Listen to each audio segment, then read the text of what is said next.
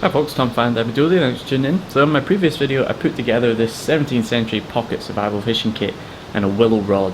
So check that video out if you haven't seen it already. But in this video I wanted to test it out on a wee overnight trip in the wild.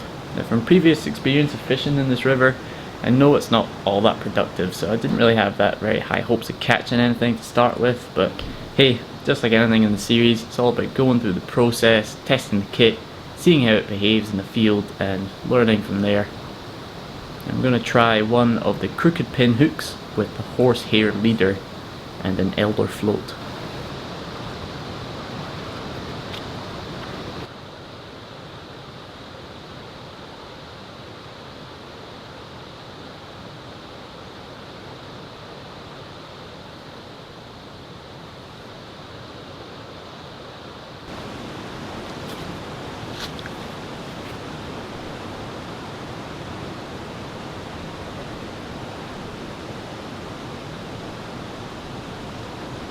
And my intention with the design of this system was so I could use it similar to a fly rod, that I could draw in the slack with one hand and cast it back out with a flick of the willow rod.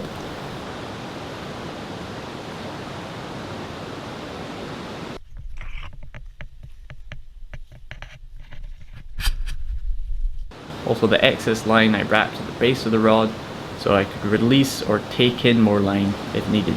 This system was working alright for a bit, but then the willow eyes started to dry and crack a little bit, causing friction on the line, so stopping the line run through properly.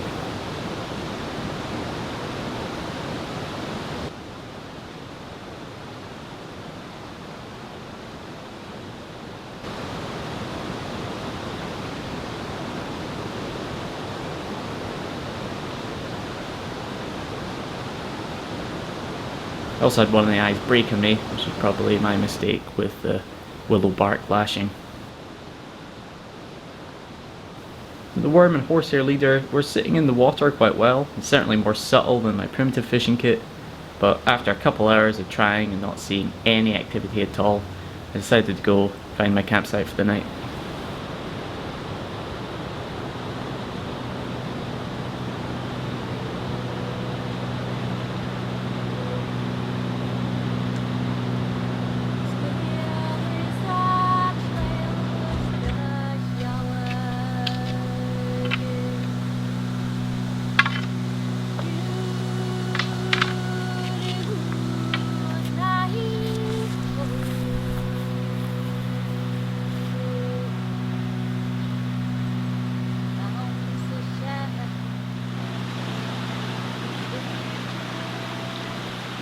I'm going to be camping out in the open here tonight for a few reasons.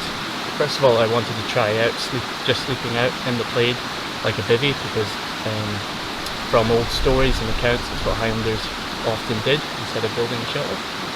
And also this time of year the midges can be really bad. It definitely helps having at least a small breeze coming to the camp to keep the midges away. Another reason why I'm choosing to camp here on the riverbank is because I can light my fire on the river stones, so it's a very safe way to light your fire. It's not going to spread.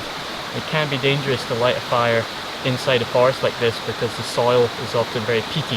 So this means, especially after a long dry period, if you light fire on that, then it can burn down into the soil and spread underground. So you've got to be really careful in forests like this. So that's why I've come to the riverbank. I can light a very small controlled fire on the river stones.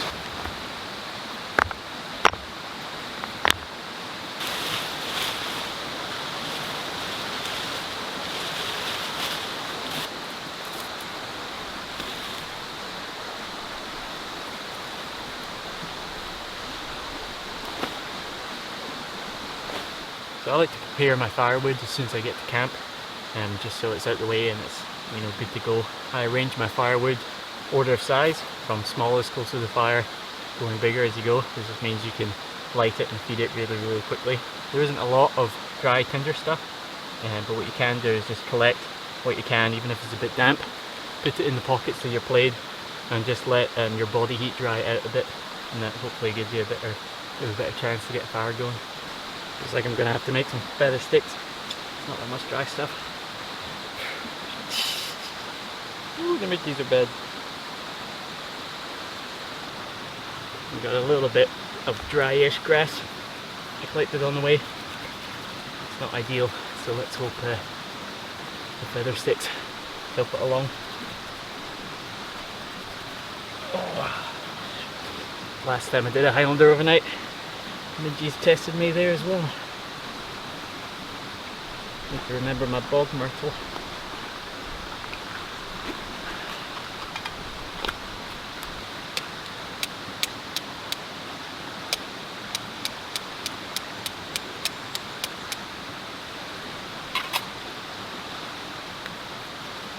Oh.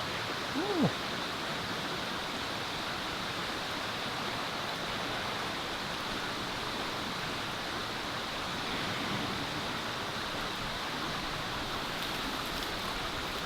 Yeah.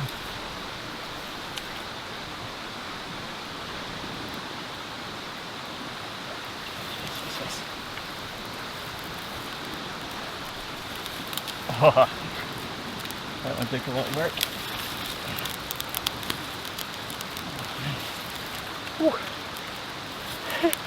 The midges definitely test it.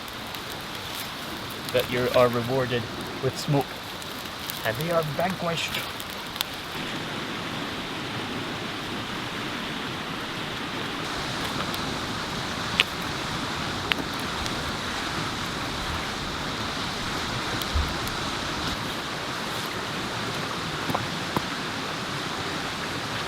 So in here I have a food that Highland shepherds apparently used to carry when they were out tending their sheep. And I can't remember the Gaelic name, but it's a sort of portable porridge. Basically, once you've made your porridge in the morning and you've got some leftovers, then you basically line a drawer with some cloth and pour your porridge into the drawer and leave it, and it sort of sets, not quite solid but almost gelatinous, and then you can cut that into squares and carry it with you, and you can eat it just as it is, or you can add it with hot water to make porridge again.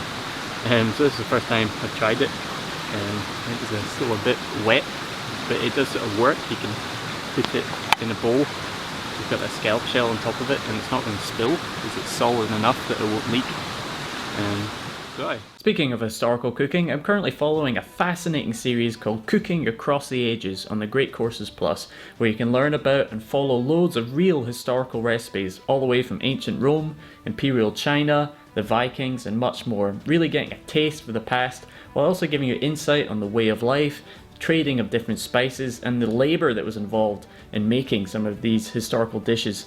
The Great Courses Plus is a subscription-based, on-demand video learning service, and through your subscription you get access to a massive library of over 11,000 video lectures about pretty much anything you can think of, from history, science, business, self-improvement, disaster planning. The list is endless. Lectures are given by experts in their field from Ivy League universities or organisations like National Geographic, and new content is released monthly. I really like how you can download the audio of the lessons onto your phone so you can learn while you're doing other stuff, really freeing up learning time. Another course I'm enjoying is the science of gardening, as I think being able to grow your own food is an essential long-term survival strategy that we should all know and should really be taught at school. Remember, knowledge is power, and there's endless knowledge on this subscription. So you can try it for free by going to www.thegreatcoursesplus.com/Fandabi Dozi, or click the link in the video description and start learning today. Anywho, back to the video.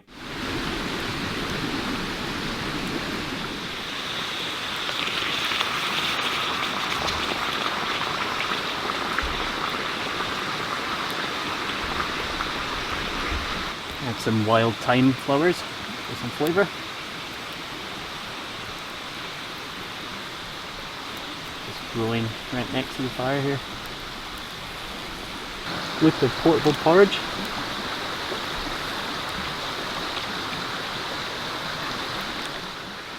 Other than the occasional bit of grit and occasional bit of charcoal, it's alright. Good. Og is a FEINNE Hjúbas hús. Cruin. Mar lán skia chrúaid nan fia. Ki asa had o jars ag in de vrúain. the harvest har boen ögren. Kick around med egen fin. For he real kan oor en fel. Jag jawar ska dog som spel. Kan kliffa in förståelse mer.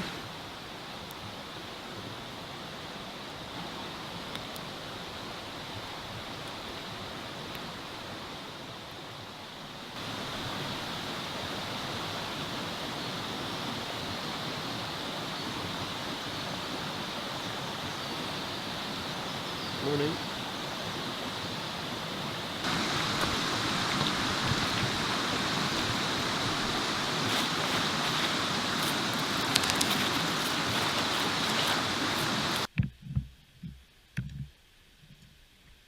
It was a lovely evening and actually a very good sleep, one of the best sleeps I've had in the Plaid. Midges are quite bad, but you can just cover yourself completely with the Plaid over your face, so they weren't bothering me at all at night. Sorry I couldn't catch you any fish on this trip, but I'll be out again sometime in the future to try it out somewhere else. But hope you enjoyed this video. Good night, good camp spot. Thanks for watching. I'll be back with another video as soon as I can. Cheers folks.